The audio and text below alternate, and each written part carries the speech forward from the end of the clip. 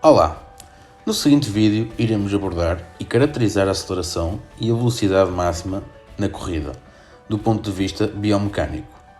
Posteriormente falaremos sobre os métodos de treino de velocidade e para finalizar iremos demonstrar dois exercícios para o desenvolvimento da aceleração e dois para o desenvolvimento da velocidade máxima. Como dito anteriormente, iremos passar à caracterização da aceleração e velocidade máxima na corrida do ponto de vista biomecânico, baseado no artigo Biomechanics of Sprint Running. A corrida de velocidade exige o rápido deslocamento do corpo de um ponto para outro. Existem inúmeras variáveis do ponto de vista biomecânico que podem influenciar esta ação, entre elas o tempo de reação, a técnica, a atividade eletromiográfica, a produção de força, fatores neurais e ainda a estrutura muscular do atleta. A performance deste pode ainda ser influenciada por fatores externos, como por exemplo o tipo de calçado que usa, a superfície onde corre e ainda a resistência do ar, sobretudo em espaços ao ar livre. Podemos dividir a corrida de velocidade em duas fases fundamentais, a aceleração e a velocidade máxima. Porém, a corrida de velocidade é muito mais complexa do que duas simples fases de corrida. Assim, podemos aliar estas duas fases fundamentais, o tempo de reação, a partida de blocos, a própria aceleração, velocidade máxima seguida da manutenção da mesma, ou seja, a velocidade resistida, e, por último, a fase de desaceleração. O que faz com que seja muito difícil um atleta ser irrepreensível em todas estas etapas. Uma ótima combinação de todas estas variáveis, tendo em conta todos os fatores, gera uma corrida mais económica do ponto de vista energético. Podemos caracterizar a aceleração como um momento em que se pretende doblar a inércia, ou seja, são necessárias grandes quantidades de força de forma imediata para iniciar movimento após um estímulo. Esta fase é caracterizada por um maior contacto de tempo no solo do que na velocidade máxima, sendo este quase o dobro.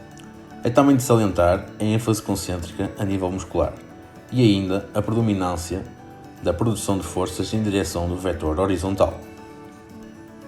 Numa corrida de velocidade de 100 metros, a aceleração integra os primeiros 30 a 40 metros. É importante que os segmentos corporais do atleta estejam perfeitamente alinhados, desde a articulação tibiotársica, joelho e anca, contribuindo assim para uma boa técnica de corrida. O sprint pode ser considerada como uma skill ou habilidade técnica, e uma má execução da mesma é consumidora energética, podendo diminuir a performance do atleta. Abordando agora a segunda fase fundamental, a velocidade máxima é caracterizada por ser decorrente da aceleração. Nesta fase, o tempo de contacto no solo é diminuto, sendo considerados os melhores sprinters aqueles que passam a sua grande maioria do tempo em fase de voo. Estes devem correr sobre o terço anterior do pé, tendo uma base de apoio menor e tirar proveito desta elasticidade, sendo esta técnica denominada também de griffé. Esta está incluída nas determinantes técnicas de velocidade máxima, sendo estas uma boa elevação do joelho, verticalidade corporal, uma passada longa e a alternância dos membros superiores. É importante que o atleta de velocidade possua determinadas características, como a capacidade de produção de força, pouca massa gorda e que corra na direção certa no menor tempo possível. Para além do menor tempo de contacto no solo e da distância da passada, esta fase distingue-se da aceleração pela ênfase excêntrica ao nível muscular e da produção de forças, maioritariamente na direção do vetor vertical. É importante que o atleta capriche na técnica. Este deve ter um bom alinhamento dos segmentos corporais para uma boa fluidez no movimento. O segredo no treino de velocidade é a técnica. Por exemplo, uma corrida inclinada para a frente vai acentuar a carga nos isquiotibiais, podendo gerar lesões. Sabias que fazer um sprint por semana, pelo menos a 90% da capacidade máxima, reduz o risco de lesão entre 10 a 15% e que a força reativa é mais importante na velocidade máxima? O treino pliométrico poderá também ser vantajoso para o atleta de velocidade na fase de velocidade máxima, aproveitando o ciclo de alongamento e encurtamento. Numa corrida de 100 metros, podemos enquadrar a fase de velocidade máxima, top speed, entre os 30 a 60 metros, seguindo-se a fase de manutenção da mesma, designada por velocidade resistida, terminando posteriormente numa fase de desaceleração. Com o intuito de desenvolvimento e melhoria da corrida de velocidade, existem inúmeros métodos de treino para o mesmo. Um desses métodos de treino é a pliometria, ou treino de força reativa, que, como já referimos anteriormente, poderá ser vantajoso para o atleta, principalmente na fase de velocidade máxima, em que este tentará tirar o melhor aproveitamento do ciclo alongamento-encurtamento. O treino assistido e o treino resistido integram também os métodos de treino de velocidade, sendo que irão ser abordados posteriormente na demonstração dos exercícios que selecionamos para o desenvolvimento da aceleração e da velocidade máxima. Fazem também parte dos métodos de treino de velocidade o speed training, aceleração, velocidade máxima, velocidade de resistência, treino de força e potência e ainda o treino da técnica, que podem ser consultados com maior cuidado e atenção no artigo que o docente disponibilizou.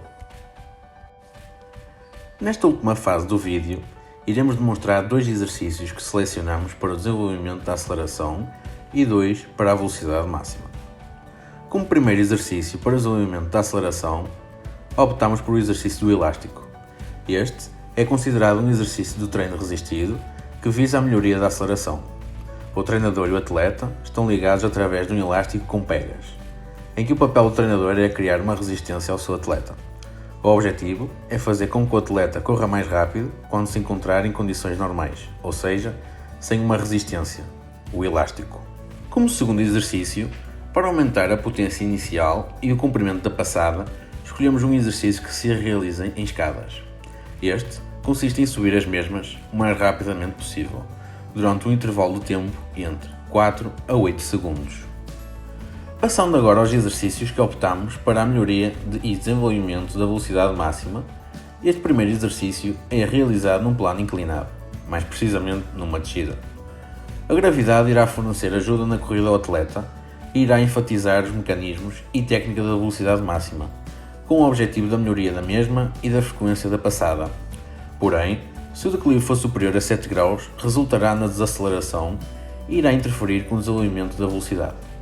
Poderá realizar este exercício em relva, em alternativa ao piche, para evitar ferimentos em caso de queda. Para terminar, o segundo e último exercício selecionado para o desenvolvimento e melhoria da velocidade máxima, top speed, é também realizado num plano inclinado. No entanto, numa fase posterior, há uma transição para um plano sem inclinação. Tal como o exercício anterior, este visa a melhoria da velocidade máxima e da frequência da passada. Neste exercício, o atleta terá de correr uma descida entre 9 a 13 metros, com uma inclinação entre os 3 e 7 graus. O objetivo é o atleta atingir a sua velocidade máxima a meio do percurso descendente, devendo manter a mesma na transição para o plano sem inclinação, durante uma distância de 9 a 14 metros.